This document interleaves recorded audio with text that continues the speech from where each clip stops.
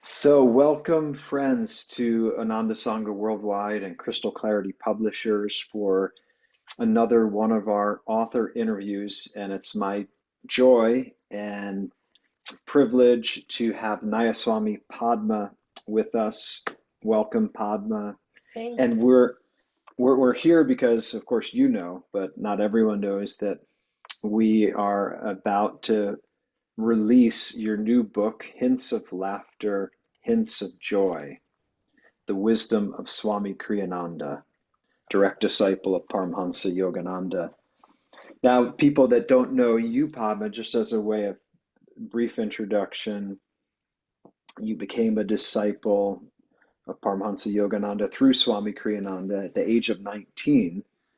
And now with your husband, Nayaswami Hriman, you co-lead the spiritual community in Seattle. Of course, I've been there at the beautiful Blue Lotus Temple and our residential community. And so I'm really enthused to have this conversation because I don't think many people outside of Seattle online have met you. And we really want to have this forum to have a informal conversation to get to know you better. So I wanted to start by maybe if you feel you could share, how did you meet Swami Kriyananda and come onto the spiritual path at the age of 19? What happened? What happened? I was going to the University of California in Berkeley, and an acquaintance there handed me Autobiography of a Yogi. And I read the book and fell in love with it. And then when I returned it to him, he said that a direct disciple was in the Sierra foothills trying to build a temple on a new retreat property, and that as a student you could go up there and do work exchange and stay there for free. Hmm. So I wasn't much of a builder, but I went up there and did work exchange and mostly worked in the kitchen feeding the builders, but I would go up on weekends often. And I was in the middle of school. One thing led to another, and this was 1970, and I moved there to Ananda village in the Sierra foothills in 1973. I was attracted to uh, the qualities that I felt from Swami Kriyananda, the peace, the joy, the calmness. And I wanted that for Hmm. myself. And I was already attracted to meditation for other reasons, a very tumultuous, you know, environment growing up with my family. And sort of, I grew up in a country. We immigrated when I was 10, but I grew up in a country where if your emotions went really high, that meant you were actually experiencing something. So if you weren't like super expressive of your emotions, it meant you really weren't living. And it was so contrary to how I felt inside Hmm. that I remember looking around me as a child and saying, I'm not going to end up like this. I need something else. And so when I met Swami, I met that something else. I met those qualities that I wanted for myself. And I was 19 when I met him. I was 22 when I moved to Ananda Village. Wow. And when you said you wanted what he had, did you, were there ways that you felt intuitively that you could follow in his footsteps, or was it his magnetism as a spiritual leader? I had just read Autobiography of a Yogi, and what I felt from Swami Kriyananda was that he was a living expression of that. He was a living expression of Yogananda's vibration. And that was a very powerful magnet for me. In the days that I met him, it was early on in Ananda's history, and Swami would give all the talks, all the Mm-hmm. classes, Sunday services, kirtans, you name it. Mm-hmm. He Mm-hmm. did everything.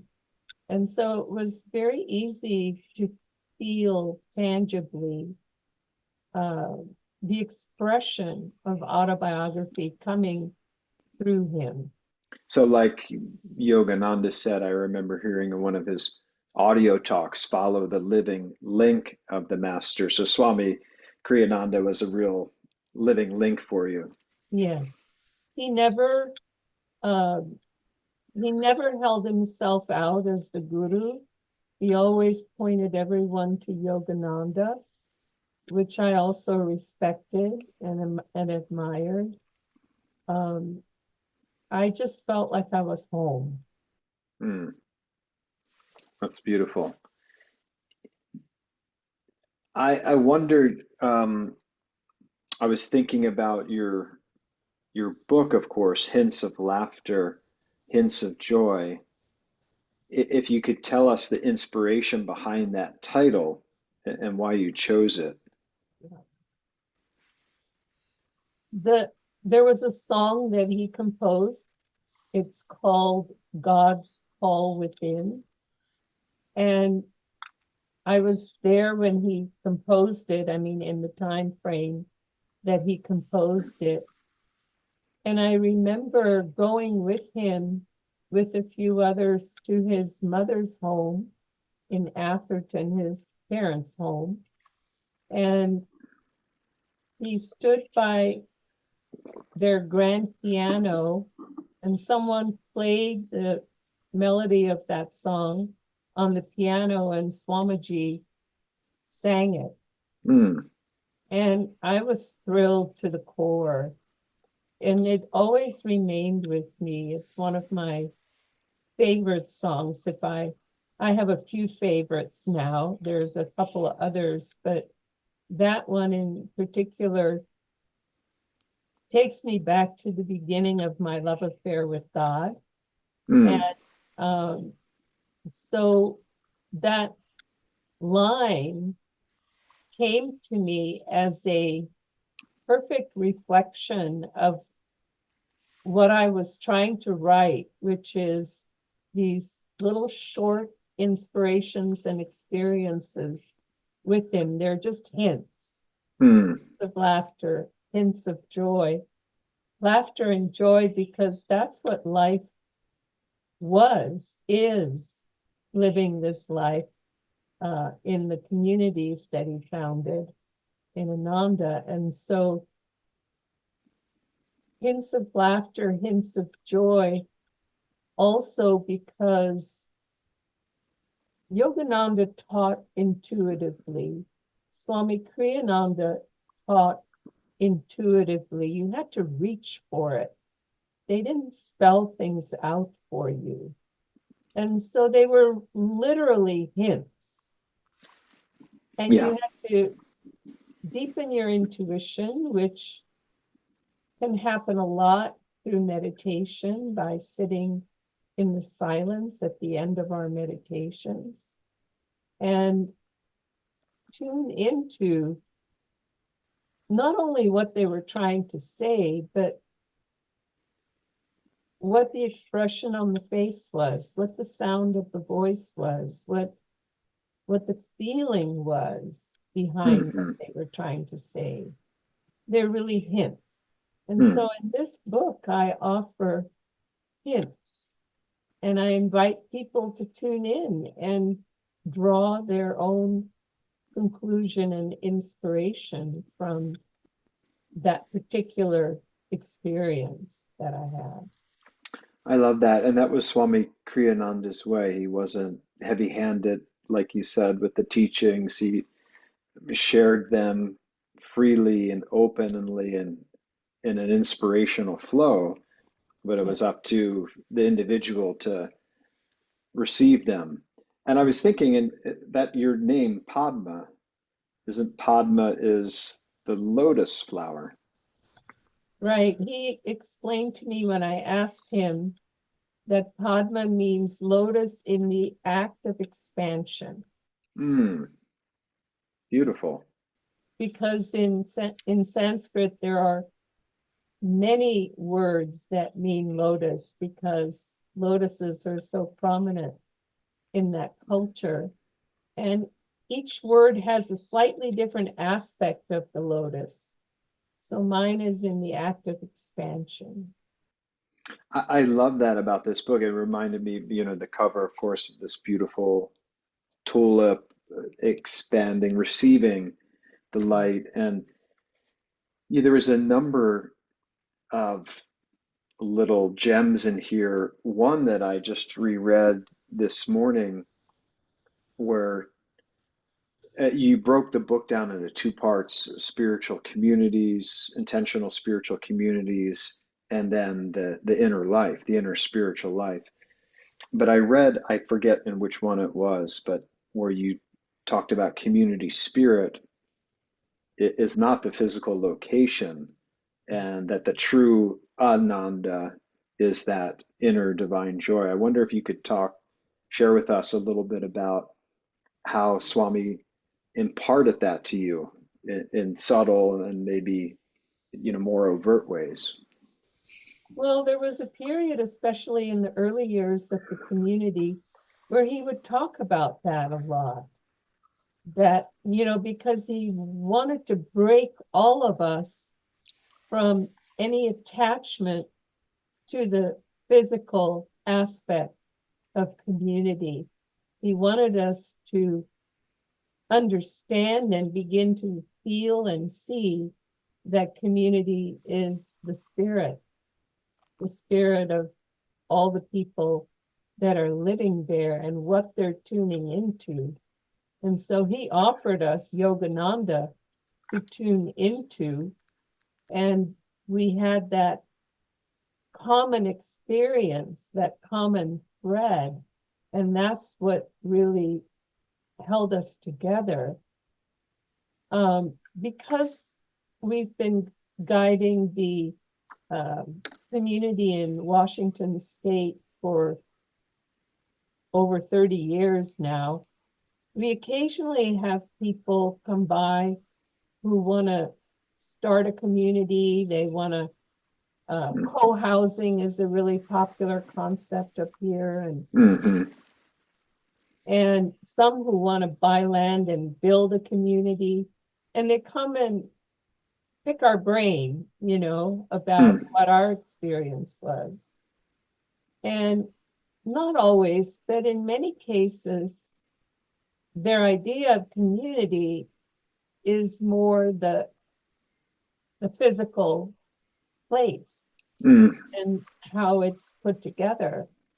And so we have good talks with them about this particular subject. But Swami had to work hard, because it's our human nature. We get attached to our home, and you're sitting in a meditation room, the nice little meditation room we have, and you know, we don't even realize it, and we begin to relate to it in that way. So he kept breaking us of that. Mm-hmm. Mm-hmm. He would bring it up often in community gatherings and classes and Sunday services. I think that's one of the things that touched me most deeply about my experience with pioneers of Ananda like yourself, that they, and Swami, of course, upholding that principle of people are more important than things. Yeah. And um, could you share with us in that light? I mean, Swami, there was, in fact, one of the hints of laughter that you talked about infinite patience and how Swami would wait years sometimes to give someone advice. Could you share with us what you learned maybe from watching his model in that regard, and how he remained people centered and really looking out for their welfare and their individual spiritual growth? Yeah. He would explain it to us this way in general, that if you offer something too soon to someone and they're not open, or they haven't even asked for it, and you give it, they may react to it in a negative way, push Mm-hmm. it away, and never come back around to it, Mm-hmm. never open their heart or mind to it. So it's important to tune into the individual you're relating to make sure that your input is welcome, it's asked for, and specifically that they're ready to hear what it is you would like to share with them. Mm-hmm. And this is also a principle in spiritual counseling. It's the same idea. And I think we can all relate to times when uh, things were hurled at us prematurely Mm-hmm. and we just pushed it away, right? So he was very uh, aware of, let me just say, he would tune into the person and focus with the person that he was speaking with in such a way that he could tell if they were open to hear something or not hear something. And the Mm-hmm. same with the entire community. If there was too much of a cross current in the community of, what do you call it, controversial Mm-hmm. thoughts, he wouldn't get into it. He would just wait. And same thing in one-on-one situations, that I don't think I ever saw him defend a position or um, insist on a position. If he felt resistance from you about what he was proposing, he would just wait and go do something else, or figure out a different way to do it, or other people to do it with. He didn't he didn't argue. I Mm-hmm. never saw him argue. And you talk a lot in the book Padma as well how he lived super consciously, Yeah. and how he always look found the super conscious solution for problems when they presented themselves. Were there any for you personally that really stand out that you shared in the book, or any that come to mind right now, or his example of super conscious living really sort of woke you up in that way? There were so many through the years, some smaller than others. You just never knew what he was going to come up with, because it was always fresh and inspired in some way. But sometimes it would seem, for instance, when I took over managing the publishing, at the time, most publishers uh, had distributors, and they had authors go on author tours. They didn't have online yet. Um, they had certain ways of getting their books out. And Swami said to me one day that Rajarsi Janakananda, Yogananda's foremost male disciple, or disciple, period. He was a multimillionaire, which back then, today would be a multi-billionaire. Hmm. And he funded the publishing department in Yogananda's life with funds to send out two monastics, two monks at a time, to go around and visit individual bookstores across the country. And Swami said Autobiography of a Yogi really took off Mm. with that campaign when that happened. Wow. He only had to tell me that once, and I realized we could do that. We have a community. We have lots of people. We have a small publishing department, but I invited two people at a time from different departments to go out for a month at a time. And Swami gave us a motorhome he had used for a tour that had been donated.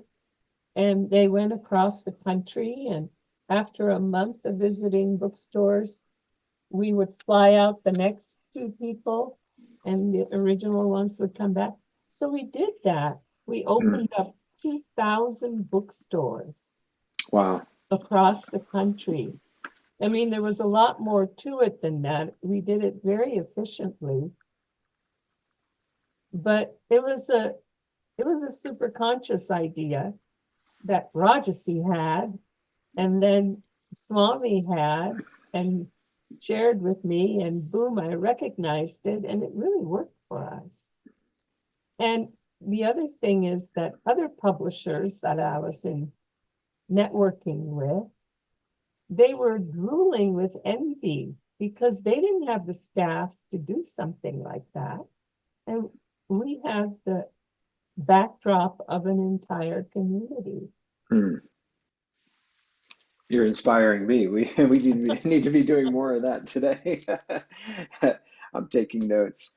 Um, there was one, speaking of that, actually, there was a story I read in your book that was about someone that was doing a sales trip for probably Crystal Clarity at the time when Right. the Northridge earthquake happened. Can you tell us that story and how Swami responded? The man called and said, I'm going to cancel the trip. And how did Yeah. Swami respond to that? He surprised all of us. He asked for the phone, and because I had called him, the man from Swami's office, he asked for the phone and he said to the man, "No, you're not.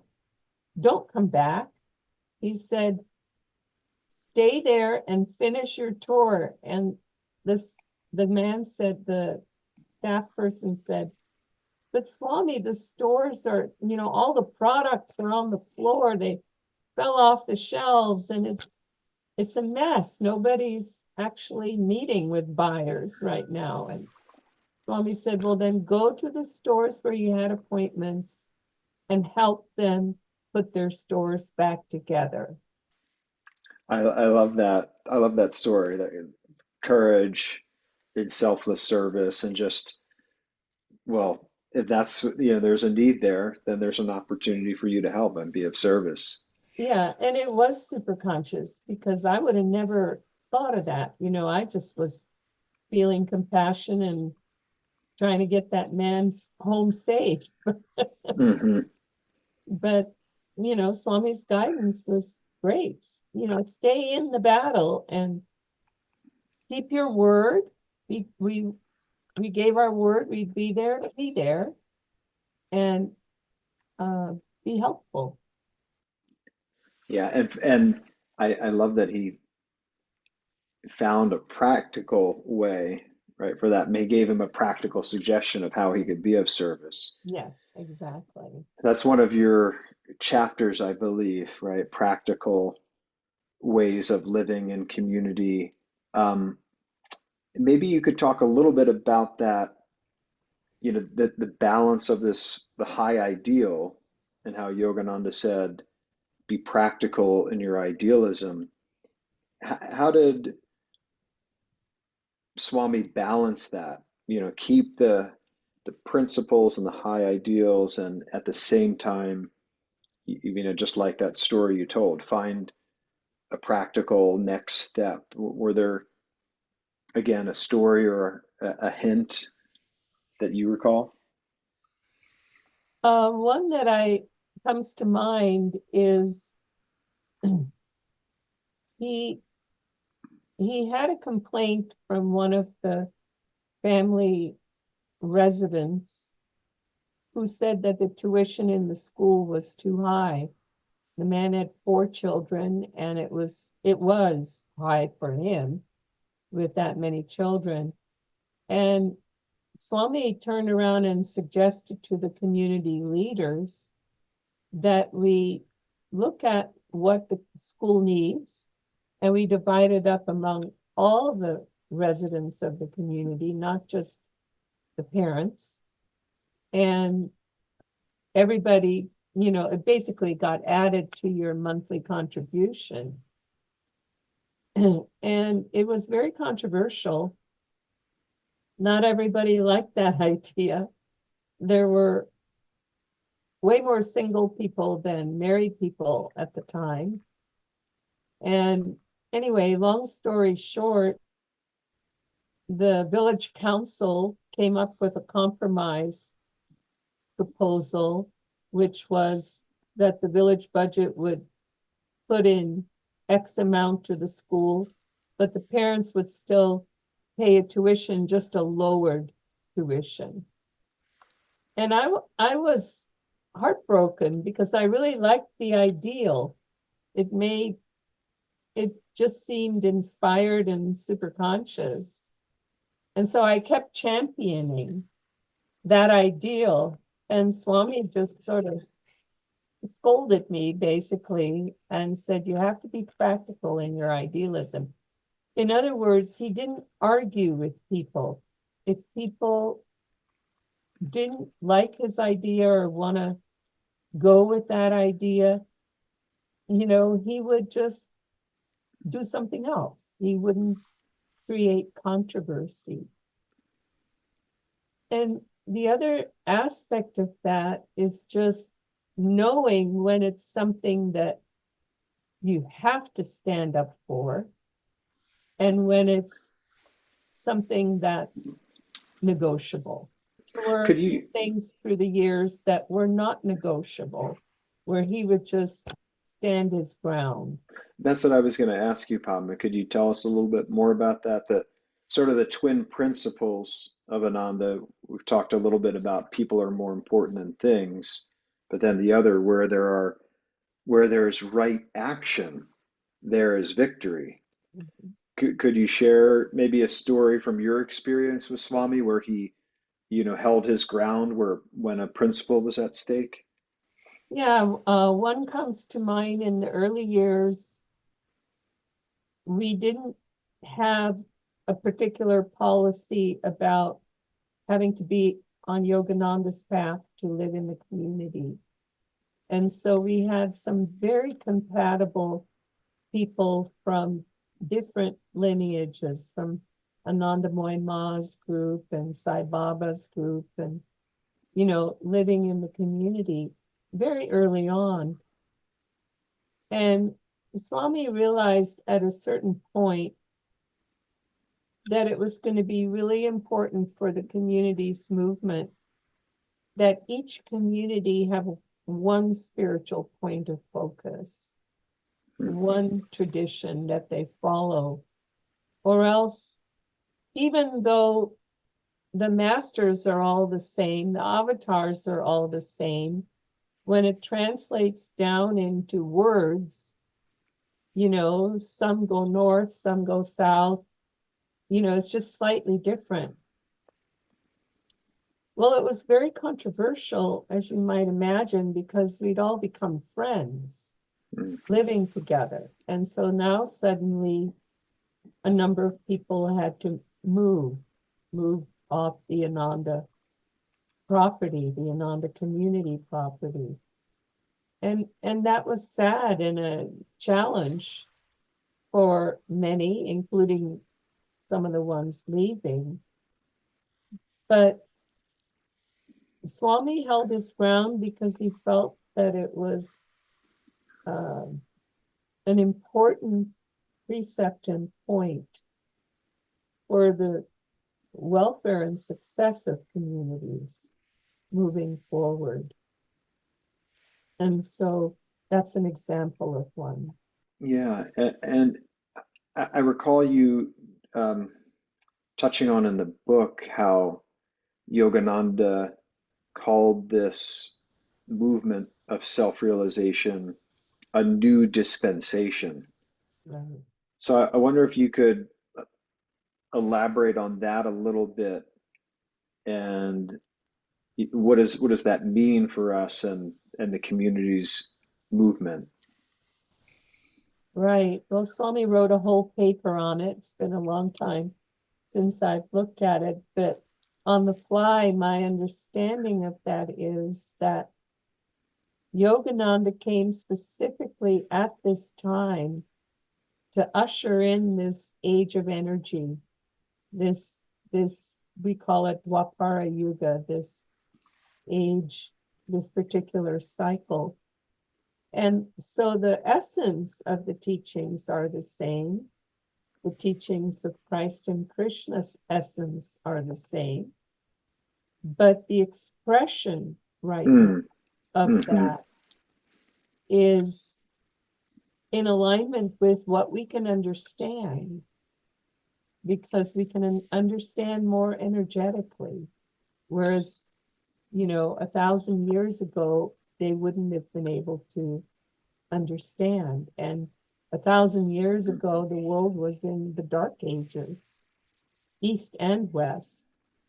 In the West, we became very institutionalized, and in the East, we, became superstitious and, took on lower forms. But now people have more the ability to understand, so he offered it a new expression. That's beautiful. You reminded me, Padma. In fact, your book, Hints of Laughter, Hints of Joy, reminded me of Swami's book, The Essence of Self-Realization, because they're little pearls of wisdom. Swami's Essence of Self-Realization are little stories and sayings of Yogananda.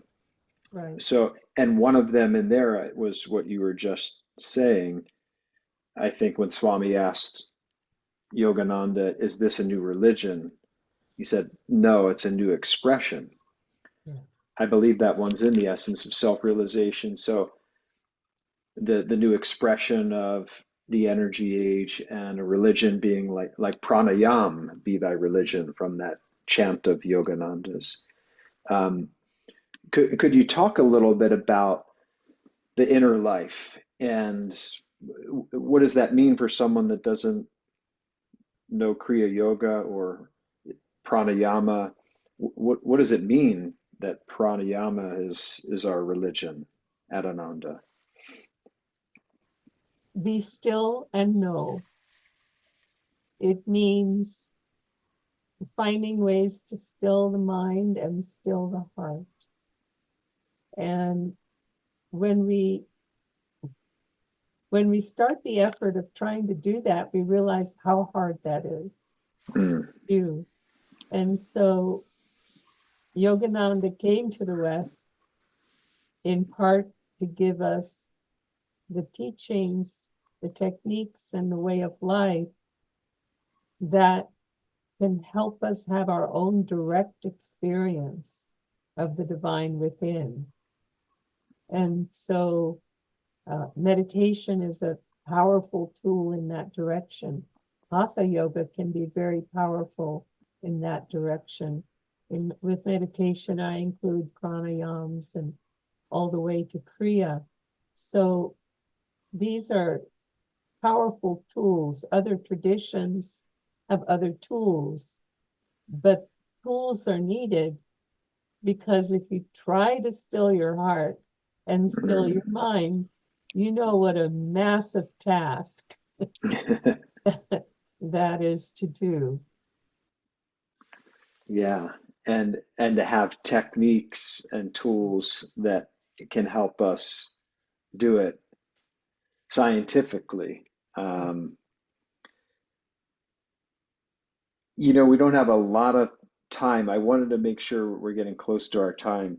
I was very moved by the very last letter, one of the last emails that you got from Swami Kriyananda that you included as the afterword, in the afterword of the book. Um, and just that very last part where he said, and I have to add that I've never done anything with a thought that it belonged to me.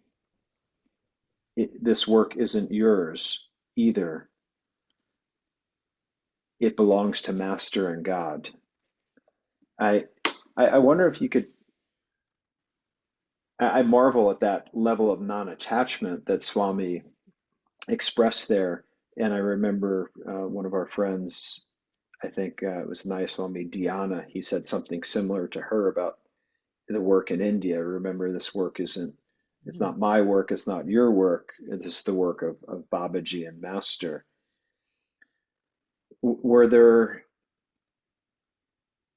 experiences in your interaction with Swami where his degree of non-attachment in that way really made an impression upon you? And are there ways that we can, follow in his footsteps in that regard? You know, towards the end of his life, he said, I don't know where Kriyananda ends and Yogananda begins. You know, he was so much walking in the footsteps of his master, which is a master at non-attachment. And I just saw that so much in Swami's life. I mean, he had clearly regal samskars. he Mm, he just was a very refined and noble human being. And somehow around him were always nice things, nice places, beauty, and so on. But he could walk away from it in a heartbeat. I mm, mean, it never belonged to him. He never behaved in a way that showed any kind of attachment to it. He just would be accepting of where he was, no matter what it was, and he would still be the same. He would mhm, be noble and dignified. You know, we would sometimes travel with him, and he would uh, address people in different languages in different countries. And I would joke with my husband that he always spoke Swami, meaning I could follow what he was saying in a different language mm, just because the vibration of it came out. mm, You know, I didn't technically understand the words. Well, the same was true of this world. He just was not uh, owned by any part of this world. mhm. Thank you for sharing that. One of my favorite songs of Swami is that little chant that he wrote, I own nothing, I am free. In myself, I own no one, I am free. And yeah, his life was such an inspiration that way because you saw, as you have shared with us, the living example of that inner freedom. Yeah. Padma, since we're almost at our time here, is there anything that I didn't ask or anything else that you would wanted to share, either from the Oh, book or anything at all? I felt greatly blessed putting these thoughts on paper, writing this book, because I never planned to. I had no even a year before I actually sat down to do it, I never really thought about it. But I realized when our friends passed away that if I didn't write it down, it would just evaporate into Mm-hmm. the air. And so I sat down to write it down, and it just was like a constant torrent of raging rivers coming through me. No, really, I just, it just kept going, and Yeah. it was such a blessing. I felt like I was spending time with him, Mm. and it was a great blessing to write it.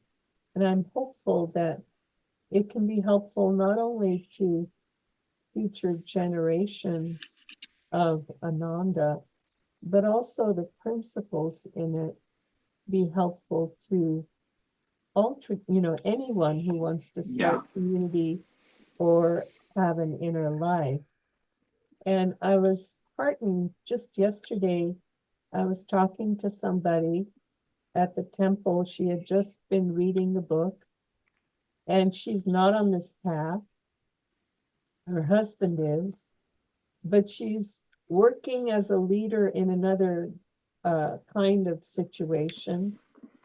And she said, the principles you have in there are really going to be helpful to me. She said, Mm. I, I'm planning on using them in what I'm doing. And I just thought, oh, thank you Yeah. for that conversation, because I was hoping that that could happen.